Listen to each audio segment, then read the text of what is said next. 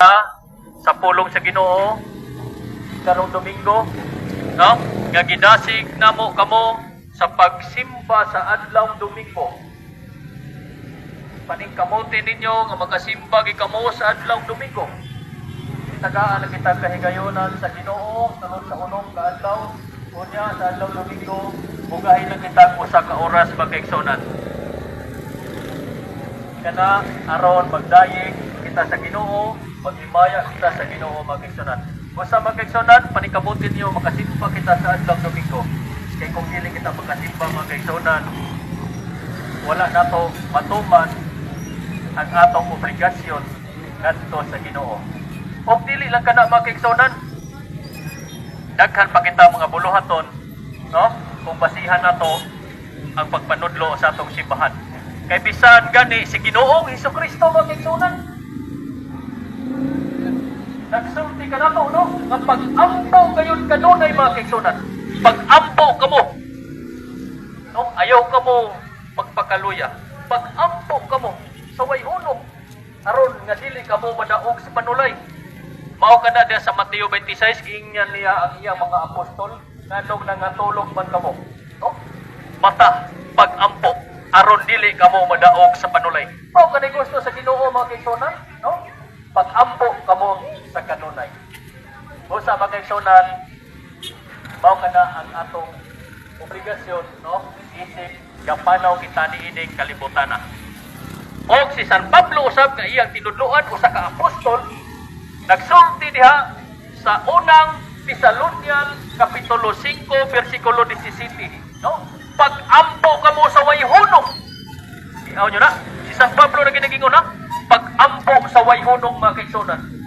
Mao ka na ang una na itong mga pare, ang mga apostolis. No?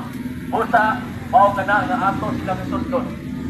Ang atong Pangulong pare, mao si Ginoong Hesukristo. Mao ka na mga kaigsunan, ang ilang ipangsulti, no, sa mga apostolis, no, mao ka na ang atong ipadayon. Mao kini ang simbahang Katoliko ang nagpadayon sa ilang mga pagpanudlo mga kaigsunan. Kung nasayon ka mo karon mga kaigsunan, doon na naidagang mga simbahan na tinukod sa mga tao. O kung maminaw kanila mga kaigsunan, murasag mga tinuon. Apan da ito kung imo ginsusihon, labi na mo nasayon ka sa kamaturan, diha na to masayran ng ila na pagpanudlo, uwag o doon ay mga sayong mga kaigsunan. Mao ka na siya ang atong simbahang Katoliko, sumala pa ni San Pablo, no? Walay makalimot. 1 Timoteo, Kapitulo 3, versikulo 16. Walay makalimot. Unsa nga dako ang tinago sa atong reliyon. Mao kining reliyon nga gipadayon nato makigsunan ang simbahang Katoliko. Mao na mga kaigsunan kung mag-discount ang bahay ng simbahan, walay laing simbahan ang itungkod, nga gitungkod ang atong Ginoo, no? Usa ra gyud. Dili dagan, usa ra. Kung asa na itong masayran nga kining simbahan, o tinukod ng Ginoong Hesukristo. Kung nagbasa kitang Biblia sa Mateo 16:18, ato gyung babasa, no?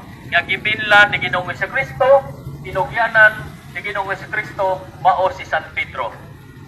Pedro, Mateo 16:18, sa ibabaw ng bato, pagkatukor, ikaw si bato. O sa ibabaw ng bato, pagkatukoron ko. Usa lang mga kaigsunan, usa lang yun ang simbahan.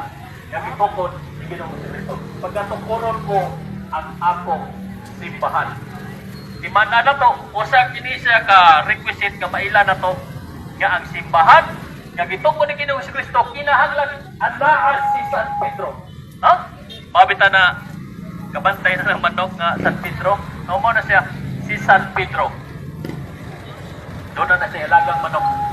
Unya, kung atong padayonon sa pagbasa ang Mateo 16 versikulo 18 hangtod sa 19, o pagkatagaan ko ikaw sa mga yawi sa langit. So kaning simbahan nagipilin sa atong Ginoo, doon na yawi sa langit mga kaigsunan, no? O doon na pagigahom.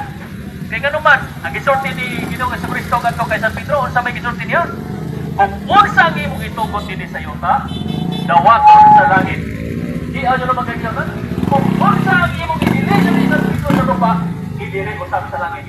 Mao kana siya ang gitawag, no?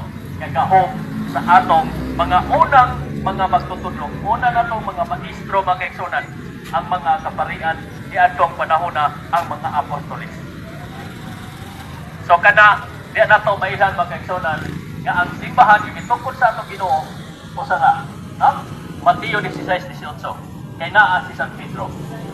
Wala ka ni si San Pedro diya sa imong patukuranan sa imong ipasakupan sa simbahan, dili ka na matawag nga iya sa Ginoo mga kaigsunan. Kaya nga naman, ang nagtukod sa imong simbahan kung wala si San Pedro, ang tag-iya na o ang founder niya na magtutukod na gitawag mga kaigsunan o sa lamang katao. Mao ka na siya gawa sa simbahan Katoliko pati naghanag mga simbahan ng mga kaigsunan. Diba? Doon ay born again, doon ay baptist, doon ay Iglesia ni Cristo, doon ay Jehovah, doon ay Sabanista, doon ay dating daan, doon na ba'y nagkalain-laing mga reliyon mga kaigsunan o nikabat na kini sa 55 kalibuan mga kaigsunan. Di amo sa perti kadaghanan na kita yung mga reliyon. Mao ka na magbantay ka mo mga kaigsunan aron dili ka mo malipan, dili ka mo mailan yan yung mga bundok na tinukod lamang sa tao. Kay diya sa Salmo 127:1, no? Nagaingon, no? Kung ang magtutukod sa balay o simbahan nga pasabot diha. Kung ang magtutukod tao kawang lamang ang magtutukod diini mga kaigsunan. So kana mga kaigsunan, di kita sa magtutukod no mao si Ginoong Jesucristo. Gawas na ini mga kaigsunan, wala na simbahan, no? Nga tinukod ni Ginoong Jesucristo. So nganong mangita pa man taglaing simbahan mga kaigsunan? Mao kana ang uban naghimo nagtungkol sila laing simbahan, nagkikompetensya sa simbahan sa Ginoo. Dili naman naangay ka mga kaigsunan, no? Nagkompetensya pa na ito ang ginugol sa atong Ginoo. Wala sila ng mga bundok na magaingon unya, no? Walay simbahang makaluwas, no? Mao na silang kaingon, walay simbahang makaluwas, walay relihiyong makaluwas. Wala na lang kapuslanan na giingon sa atong Ginoo niya. No? Magtungkol pa din ang Ginoo kung wala di kapuslanan ng simbahan. Mao ka na ang ilang pagpanudlo, no? Kung maminaw mo nila, murag insakto. Kung ato na silang pasagdan, kung di na ito tupakon, magkiksunan, mao ka na ang pagkakapagpanudlo, mura na sagsakto. Busa, niya kami karon, busa kasakop sa Katolik Pindipinder, diri sa Cebu, kami na mahayag, no? Sa pagtupag sa ilang mga taki. Ano siya, magkiksunan, no? Wala ko rin simbahan makaluwas. Kung ang imong simbahan tinukod sa tao, di na makaluwas. Apan ang Biblia nagaingon, diya sa 1 Timoteo Kapitulo 3, versikulo 15, nagaingon, ang simbahan mao ang haligi o ang sukaranan sa kamaturan. Unya, walay simbahan makaluwas. Ang ilahang simbahan, kay dili matinukod sa atong Ginoo, mao na magaingon sila nga dili makaluwas, tinuod ka na magkaigsunan. Kaya ang ilang simbahan, tinukod lamang sa tao. Ang relihiyon usab dili makaluwas. Unsa ba din pagtuo? Dili relihiyon nga gitukod ni Ginoong Jesucristo. 1 Timoteo Kapitulo 3 versikulo 16, no? Walay magkalimot usa ka dako ang tinago sa atong relihiyon. Tunay relihiyon sila San Pablo o baog kining relihiyon nga atong gipadayon karon mga kaigsunan. Nindot kayo atong relihiyon gipasakupan. Kay dinhi sa atong relihiyon kung unsa ka nindot, mao ka na nga makahatag og kaluwasan. So ang relihiyon makaluwas, ang simbahan makaluwas, sumala sa mga dili Katoliko walay kaluwasan. So sama ra gid pagka walay kapuslanan nila nga atong Ginoong Jesucristo ni anak. So busa makaigsunan, ayaw ka mo pagpadaling, no? Doon na naman maayo ra man sila manuktok na sa atong panimalay, no? Kunya mohatag og mga pahalipay, mga pagdani, labas nagagmay utang, no? Bugas, sa diha. So, mga kaigsunan, magbantay ka mo. Aron dili ka mo maisalaag sa inyong pagtuo, mga kaigsunan. Kaya ang pagtuo, kay sakto, mga kaigsunan, ani sa atong simbahan, ang simbahang Katoliko. Amin ninyo mga kaigsunan, katong panahon bitaw sa sinulog, daghang kayong mga protestante, no? Ilag yung ipagkandaman, no? Sa panahon na doon na kita yung mga kasaulugan, mga Katoliko,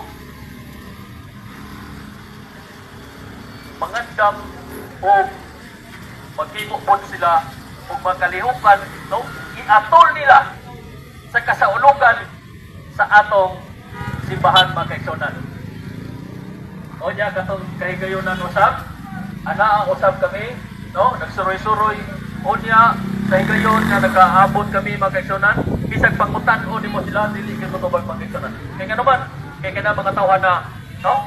Gawa sa simbahan Katoliko, kung imo gani sila pangutan-on bayan sila pagtuo, wa na sila ikatubag mga kaigsunan. Mao kana nga lisod kana sila nato nga paminawon, no? Kay kung magpadala kanila sa mga maayo nilang mga pulong nga dili man di ay nakasubay sa kamaturan, ha? Mao ka na, gitawag ka na nalansi kita, nailan kita mga kaigsunan.